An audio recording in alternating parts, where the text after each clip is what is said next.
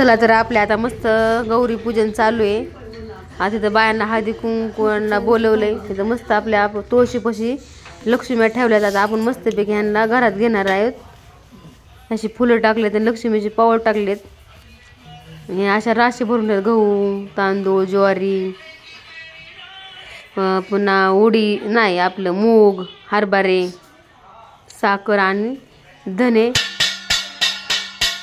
लक्ष्मी आली कुणाच्या पावली लेकरा बाळाच्या पावली धन्याच्या पावली गोराडोराच्या पावली असं म्हणत म्हणत आपण गौरी आत घेऊन यायच्या आणि पुढं हळदी कुंकाचं पाणी करायचं आणि ते छापत त्याच्या मागे चालायचं आणि त्या राशा आपण ते घेतले त्या अशा हे काय म्हणतात त्याला ढकल म्हणजे पुढं चालायचं ते ओलडून आपण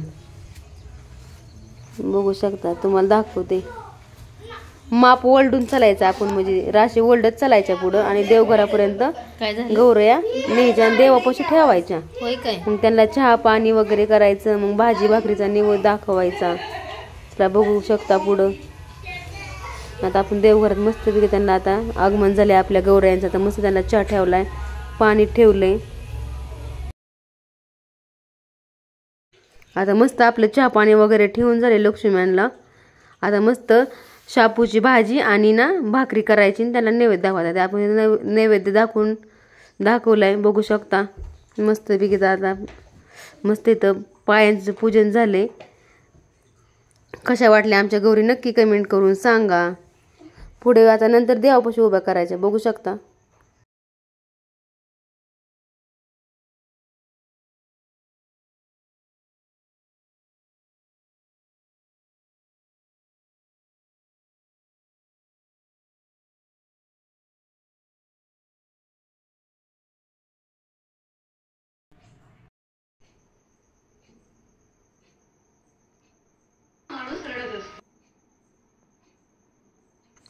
इथं बघू शकता आता मस्त आपण फराळाचं मांडले देवपूजा वगैरे सगळे इकडे देव आणायला लागतात आपण लक्ष्मी आले की। इथं मस्त फराळ केले चकली शंकरपाळी शेव बालुशाही लाडू करंजा सगळं फराळ बनवले। इथं मस्त आपण पुरणपोळीचा नैवेद्य दाखवलाय बघू शकता। आपल्या गौऱ्या कशा वाटल्या नक्की कमेंट करून सांगा। चला तर बघूया पुढं।